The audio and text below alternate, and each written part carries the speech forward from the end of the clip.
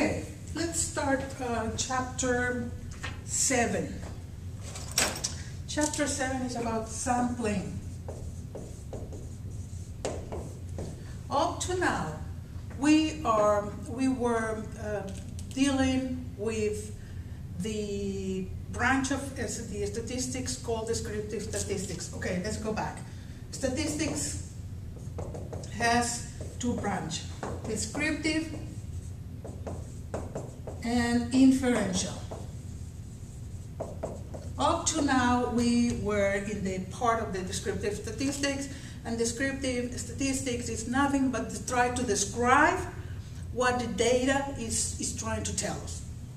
Like the mean, the mode, the standard deviation, the graphical representation, even the relationship between two variables like the correlation coefficient, and so on. So that is descriptive statistics. Now we are going to enter this wonderful world of inferential statistics. And inferential statistic is nothing but trying to infer something about the population based on a sample. And that is why sampling. Now, what is sampling? We have the population over here.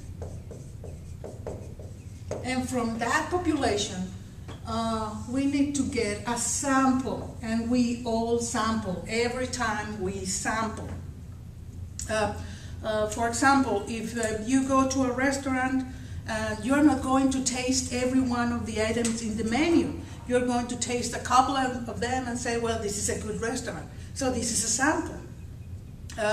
When you go to a store and compare prices, and you say probably you're going to compare a couple of items, right? So you only get a sample, and you're going to infer that this store is cheaper than the other store, or anyway. Sampling is very used also for quality control. In quality control, you get a sample of items, and if those items are inside the specifications, then you accept the whole production, and so on. And that is inferential statistics. That from the sample, we're going to infer something about the population. Now, the population has what is called parameters. Okay, what are those parameters? Basically, the mean of the population, that is mu, the standard deviation of the population, that is sigma, and the population proportion, that is p. Okay, from the sample, we are going to get what is called statistics. Like what? Like the mean, but in statistics it's called x bar because it comes from the sample. The standard deviation of the sample is what is called S, and the population and the sample proportion is p bar. And from these statistics, we are going to infer something about the population parameters, but based in a sample. So we are going to infer something about the whole population. Now, there are what is called the point estimators.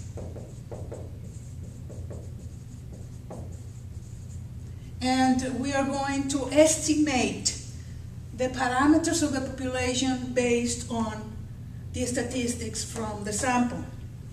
Okay, I get a sample, I get x bar. What is x bar? The formula, the summation of x divided by n. What is the formula for S? The summation of x minus x bar squared divided by n minus 1 square root. And the proportion is x divided by n. Okay, we'll cover this when I cover the proportion, so don't worry about this.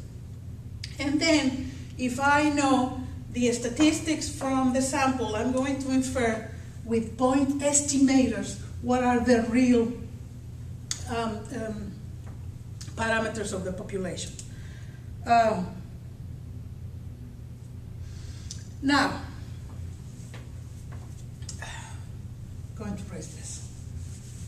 Every time that I get a sample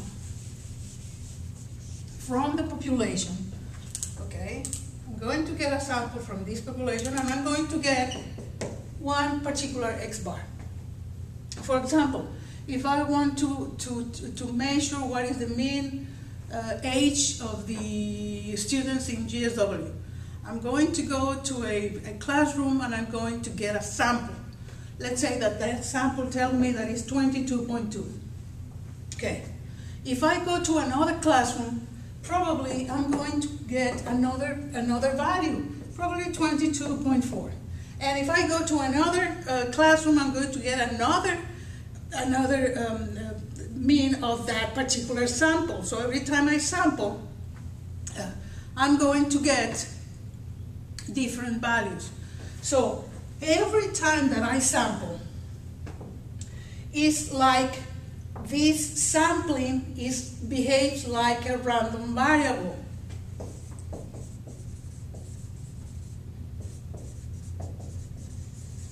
And as a random variable, this random variable has a probability distribution.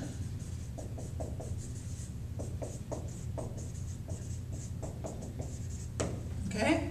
Now, what is the probability distribution of the sampling? That is the sampling, the probability of that particular random variable. Now, what distribution is that? Well, what is this probability distribution? What is the shape of that distribution? Okay. This is the sampling. This is the sampling distribution. Now, what is the shape of that distribution? Okay, if the population is uniformly distributed, then the sampling distribution is also a normal distribution. Okay? Now, what if the populations is not normally distributed? Because of the central limit theorem, it says that if the sample size is big enough, then the sampling distribution is normally distributed. So, if the population is normal, the sampling distribution is also normal. If the population is not normally distributed, then if the sample size is big enough, greater or equal than 30, and big enough is greater or equal than 30, then the sample distribution is a normal distribution. Okay? So, we know that it's a normal distribution. Okay? If the population is normally distributed, then the sampling distribution is normally distributed. If the population is not normally distributed, then if I have enough sample size, then doesn't matter. The sampling distribution is normally distributed. Okay, it's normally distributed, but what is the mean and what is the standard deviation? Okay, the mean of the sampling distribution for the mean is equal to what? The mean of the population, the mu. And the standard deviation of the sampling distribution is nothing but the standard deviation of the population divided by the square root of n, where n is my sample size. So why do I need to know this? Because what? From any normal distribution, I can transform this normal distribution is to a standard normal distribution using the formula x minus mu divided by sigma. Okay, that's it. And from the standard normal distribution, we can get probabilities.